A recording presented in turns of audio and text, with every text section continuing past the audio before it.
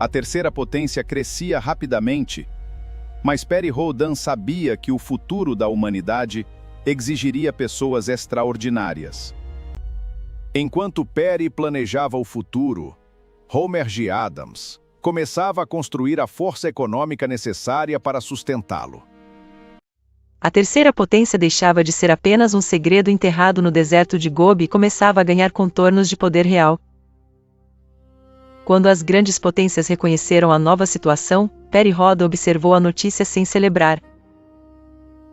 Para ele, a vitória política era só o primeiro passo de uma guerra muito maior.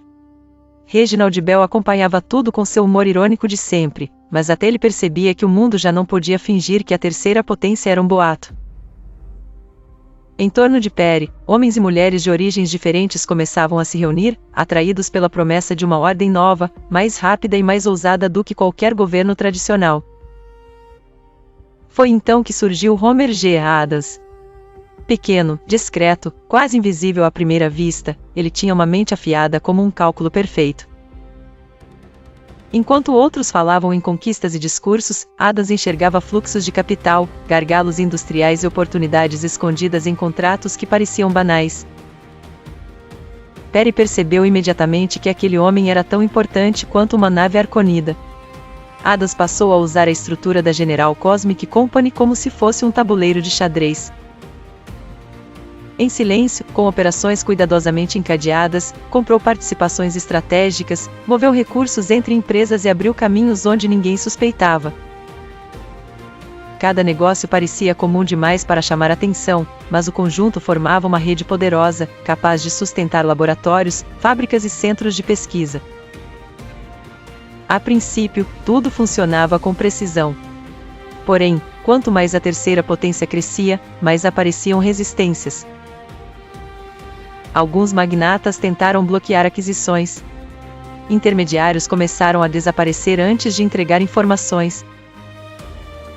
E uma sequência de vazamentos sugeria que alguém, de dentro do círculo econômico, estava informando aos rivais cada passo de Adams. Bell quis agir pela força, mas Peri o conteve. Havia algo pior que a sabotagem aberta, a presença de uma inteligência invisível, tentando descobrir até onde ia o alcance do novo poder terrestre. Se reagissem com pressa, entregariam o que mais protegiam. Foi nesse clima que Peri revelou seu objetivo mais ambicioso. A base industrial não bastaria por si só. A humanidade precisaria de pessoas capazes de agir onde máquinas e exércitos comuns falhavam. Gente com talentos raros, intuições impossíveis, dons que a maioria chamaria de anomalia. Um exército diferente, formado não por números, mas por singularidades. A proposta assustou alguns e fascinou outros. Adams entendeu primeiro: para construir um futuro, era preciso unir poder econômico, disciplina e exceção humana. Bell sorriu ao perceber que aquilo não era apenas recrutamento, mas uma aposta contra o imprevisível do universo.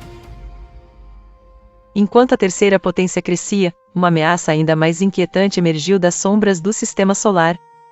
Alan D. Mercan, sempre meticuloso e desconfiado, seguiu até a Groenlândia para investigar o desaparecimento do Capitão Zimmermann. O que encontrou no gelo não parecia pertencer a nenhuma potência terrestre, nem a qualquer conflito conhecido. Os fragmentos recolhidos no local tinham uma origem estranha demais para ser ignorada. De volta à base de Peri, Mercan apresentou as provas com a gravidade de quem já intuía que havia algo pior por trás do caso. Crest examinou o material em silêncio, com a atenção de uma mente acostumada a reconhecer o improvável. A conclusão veio como um choque: a verdadeira ameaça eram os deformadores individuais, conhecidos como DI. Essas entidades eram capazes de abandonar o próprio corpo e transferir sua consciência para outro organismo, assumindo temporariamente o controle da vítima como se a vontade alheia fosse sua. Zimmermann, portanto, não era um traidor. Ele havia sido dominado por um desses seres. A revelação alterou o tom de tudo que sabiam. Crest acrescentou que a destruição da nave arconida havia tornado a Terra visível para inteligências capazes de atravessar distâncias cósmicas e explorar fraquezas recém-expostas. O planeta, antes isolado em sua aparente importância, agora chamava a atenção de forças mais perigosas. Perry entendeu o recado sem precisar de muitas palavras. Se a ameaça era invisível, móvel e capaz de se esconder dentro de qualquer corpo, então a única resposta possível seria ampliar a rede de vigilância e recrutamento.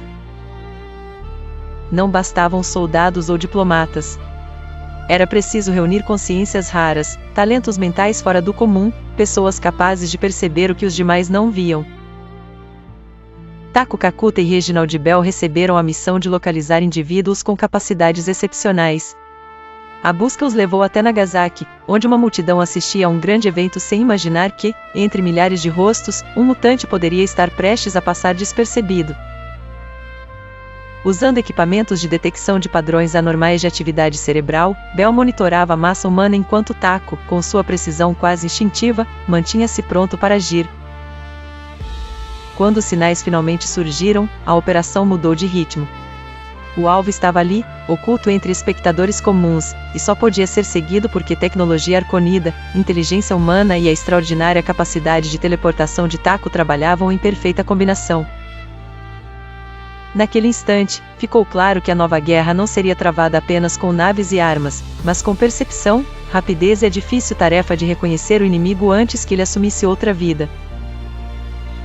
A busca se estendeu por diferentes partes do mundo, como se uma rede invisível percorresse cidades, desertos e mares em silêncio absoluto. Um a um, homens e mulheres com habilidades extraordinárias foram localizados e conduzidos à terceira potência. Ao todo, 13 mutantes chegaram ao território de Perry Rhodan, muitos indignados por terem sido levados contra a própria vontade. Perry os recebeu com firmeza e serenidade, garantindo que poderiam partir depois de 8 dias e propondo um treinamento destinado a revelar o verdadeiro alcance de seus dons. Entre os recém-chegados, um nome chamou a atenção desde o primeiro instante: Homer G. Hadas. À primeira vista, parecia apenas um homem de inteligência prática e espírito calculista, alguém acostumado a lidar com números, negócios e decisões frias. Mas Perry percebeu logo que havia algo maior ali. Quando Hadas reproduziu mentalmente, sem hesitação, um cálculo extremamente complexo que havia sido feito dias antes, o comandante entendeu que estava diante de uma capacidade rara, quase absurda. Uma memória fotográfica extraordinária, capaz de registrar e recuperar detalhes como se a mente fosse uma máquina impecável. Enquanto o grupo começava a se formar, a tensão no planeta crescia. A ameaça Dusde aumentava a cada hora, e as notícias eram cada vez mais inquietantes. Outra nave inimiga se aproximava da Terra, silenciosa e letal, enquanto Reginald Bell sofria uma agressão mental violenta. O tormento não parecia uma doença nem um colapso comum. Perry compreendeu, com crescente preocupação, que os invasores estavam tentando dominar a mente de Bell, enfraquecendo o grupo por dentro antes de atacar por fora. Diante disso, restou apenas uma opção arriscada. Taku Kakuta, discreto e quase invisível em sua calma habitual, recebeu a missão de partir em uma pequena nave e aproximar-se do inimigo. Curta, comente, compartilhe, ative as notificações e inscreva-se. Bem-vindos ao Orbis Infinity.